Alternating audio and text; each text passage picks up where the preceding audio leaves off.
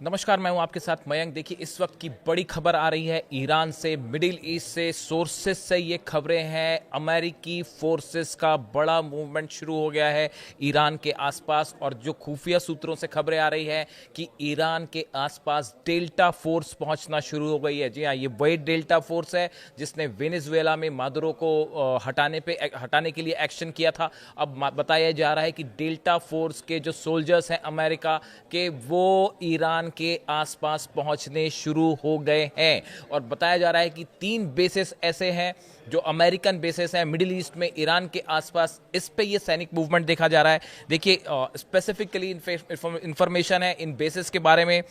एयरबिल airbase ये Iraq में है। अमेरिकी सेना द्वारा हवाई अभियानों के लिए इसका उपयोग किया जाता है, विशेष तौर पर उत्तरी इराक और सीरिया में। देखिए, जो खबरें आ रही हैं उसके मुताबिक ये जो अमेरिकन फोर्सेस का मूवमेंट हुआ है वो ऐसे बेसिस पर हुआ है जहां पे अमेरिका के पहले से फाइटर जेट्स हैं, और इसका इस्तेमाल अमेरिका सीरिया पे करता रहा है। सीरिया पे जो है हमले के लिए इस्तेमाल करता रहा है, ताकि इस बात का लोगों को ज़्यादा जानकारी ना हो पाए कि ये मूवमेंट क्या ईरान के लिए है या किसी तरह का मिलिट्री मूवमेंट नॉर्मल है, इसकी जानकारी ना हो पाए। इसीलिए ऐसे एयर बेसिस पे ये मूवमेंट है जो कि इराक में है। खासतौर पर एरबिल एयर बेस है। देखिए, ये उत्तरी इराक और सीरिया के बॉर्डर के करीब है, और यहाँ से जो ऑपरेशंस है अमेरिका करता रहा है। हाल ही में जो सीरिया में स्ट्राइक्स हुई थी आईसिस के ऊपर, उस पर भी इस बेस का इस्तेमाल किया गया था। यहाँ से कुर्द जो लड़ाके हैं उनके ऊपर भी हमला करने में इनका इस्तेमाल होता रहा है। देखिए, इसके अलावा जो दूसरा बेस है जिसकी जानकारी आई है वो है अल असद एयरबेस। ये भी इराक में है, और बताया जा रहा है कि ये दोनों एयरबेस पे ऐसी ही जानकारी जो है अल उदीद एयरबेस को लेकर भी है, लेकिन वहां पे पहले से चूंकि 100 से ज्यादा लड़ाकू विमान अमेरिका के हैं, इसलिए उसके बारे में कोई स्पेसिफिक बात नहीं कही जा सकती। लेकिन एयरबिल एयरबेस और अल असद जो हवाई अड्डा है, यहां पे बड़ा मूवमेंट देखा जा रहा है अमेरिकन फोर्सेस का। खास तौर पर जो इन्फॉर्मेशन आई है वो कि डेल्टा फोर्स का वहां पहुंचना एक कान खड़े करने वाली खबर है। ये वही डेल्टा फोर्स है जिसने मादुरो के खिलाफ ऑपरेशन किया। इतना ही नहीं, MH-60 ब्लैक हॉक्स और MH-47 चिनूक हेलीकॉप्टर्स जो हैं, इनका मूवमेंट भी इराक में अमेरिकन बेसिस पर सुनने को आया है। और गौर करने वाली बात है, इन्हीं का इस्तेमाल वेनेजुएला में किया गया था। क्या इसका मतलब ये है कि अब ईरान को लेकर कोई बड़ा एक्शन हो सकता है?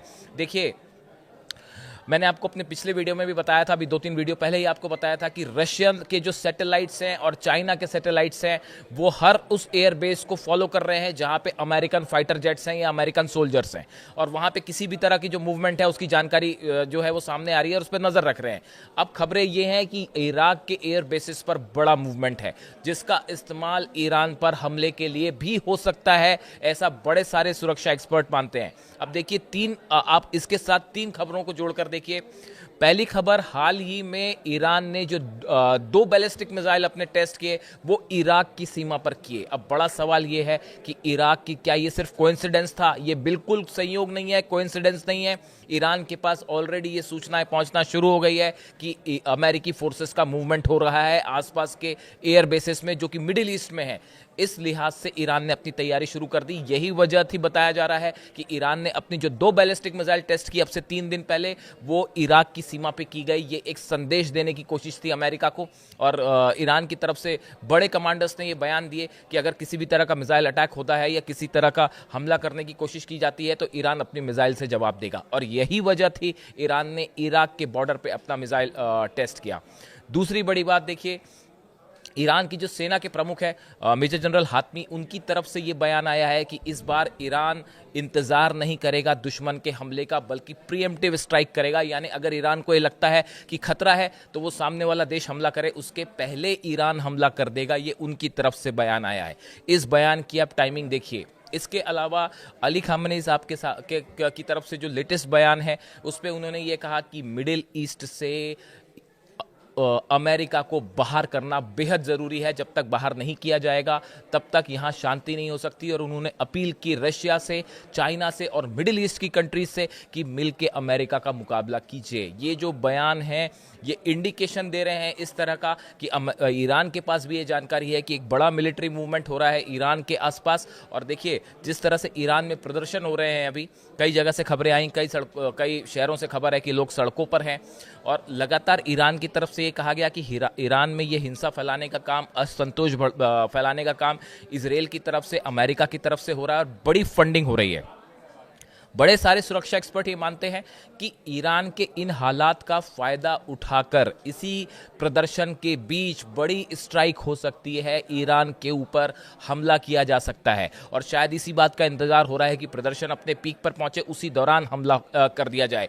ये जानकारी ईरान के पास भी है। इसी वजह से जो खास तौर पर इराक और ईरान का बॉर्डर है, इस पर ईरान ने अपनी सबसे घातक मिसाइल्स तैनात कर दी हैं। और सब के सब, जैसा कि पहले कहा गया, ईरान के सभी कमांडर्स की तरफ से कहा गया, अली खामेनी साहब के जो एडवाइजर्स हैं उनकी तरफ से ये बयान आए। उसके बाद अमेरिका के जितने एयर बेसेस हैं सब पर निशाना साधते हुए लॉन्च पैड पर मिसाइल्स तैयार हैं। और अब ये भी खबरें हैं ईरान से कि अब तक ईरान ने जिन मिसाइल्स का इस्तेमाल नहीं किया या 12 दिन की जंग के बाद जो नई मिसाइल्स तैयार की गई हैं उनको भी डिप्लॉय कर दिया गया है। यानी पिछली बार हमने जो मिसाइल्स देखी जो इजराइल पर गिरी थी, फतेह 2 मिसाइल, खुर्रम शहर मिसाइल, सेजिल मिसाइल, इसके अलावा भी कुछ मिसाइल्स का इस्तेमाल ईरान कर सकता है, खास तौर पर अमेरिकन बेसिस के लिए। और इराक के बॉर्डर पर खास तौर पर जो नजरें जमी हुई हैं वो इराक के बॉर्डर पर जमी हुई हैं। फिलहाल B-2 बॉम्बर्स के मूवमेंट की कोई जानकारी नहीं है। B-2 बॉम्बर्स को लेकर कोई डेवलपमेंट की कोई खबर नहीं है। लेकिन F-35 जेट्स, इसके अलावा मैंने आपको जो 2 नाम बताए, MH-60 ब्लैक हॉक्स हेलीकॉप्टर्स और MH-47 चिनूक हेलीकॉप्टर्स, इनका मूवमेंट इराक में हुआ है। और इस बात को लेकर ज़बरदस्त अलर्ट ईरान में, ईरान की सेना IRGC पूरी तरह से तैयार है। बॉर्डर्स पर देखिए कुछ दिनों पहले इस तरह की खबर थी कि रूस की तरफ से ये इंडिकेशन आया ईरान के लिए कि आप फॉरेन डिफेंस सिस्टम अपना तैनात कर दीजिए। जिस तरह से खबरें हैं कि S-400 ईरान को दिया जा चुका है, जिसकी कोई घोषणा नहीं हुई है, ऐलान नहीं हुआ है, लेकिन वो भी तैनात कर दिया गया है। अभी करीब 7-8 दिन पहले ईरान ने बड़ा मिसाइल मूवमेंट किया और अपनी काफ़ी सारी मिसाइल्स का टेस्ट हुआ, जिसके बाद इजराइल की तरफ से ये अंदेशा जताया गया था कि कहीं ईरान हमला ना कर दे। बताया जाता है कि ये बड़ा जो मिसाइल मूवमेंट है, डिफेंस मिसाइल मूवमेंट है, वो इस बात को ध्यान में रख के किया गया था कि जल्द ही ईरान पर हमला हो सकता है अमेरिका की तरफ से। ये KGB की तरफ से, रशियन एजेंसीज की तरफ से भी इस तरह का इनपुट था। अब चाइना की तरफ से भी इस तरह के इनपुट आने शुरू हो गए कि जल्दी ईरान पर हमला हो सकता है। और ख़ास तौर पर नज़रें जमी हुई हैं अमेरिकन फोर्सेस के मूवमेंट पे। बताया जा रहा है बड़ा मूवमेंट और अगले 48 घंटे बेहद इंपॉर्टेंट है। इसमें हमला होता नहीं होता वो तो एक बात है ही, लेकिन ये बात भी तय हो जाएगी कि क्या ये अमेरिकन फोर्सेस का मूवमेंट किसी खास उद्देश्य के लिए है, किस तरह का ऑपरेशन। देखिए जब भी किसी भी मिलिट्री का मूवमेंट होता है तो वो मिलिट्री का मूवमेंट किस तरह का है, क्या अमेरिकन नेवी के जो एयरक्राफ्ट कैरियर्स हैं क्या वो भी मूवमेंट करते हैं ईरान की तरफ, कितनी फोर्स मूवमेंट करती है, कौन से हथियारों का मूवमेंट है, कौन से फाइटर जेट्स हेलीकॉप्टर्स का मूवमेंट है, ये इस बात को बताते हैं कि किस नेचर का ऑपरेशन हो सकता है। इसीलिए इस पूरे हालात पर जो है वो सैटेलाइट्स नजरें गड़ाए हुए हैं। और जो लेटेस्ट इन्फॉर्मेशन जो मैंने आपको बताई कि डेल्टा फोर्स का मूवमेंट एक बड़ी खबर है। डेल्टा फोर्स हमेशा अमेरिका की तरफ से बड़े ऑपरेशंस को अंजाम देती रही है और ईरान की सारी मिसाइल्स लोड मोड में है, तैयार मोड में है। यानी अगले 48 घंटे कोई बड़ा डेवलपमेंट हो सकता है ईरान पर। इस पर हमारी नज़र बनी रहेगी, जो भी अपडेट आता है आप तक पहुँचाएंगे। Thank you so much.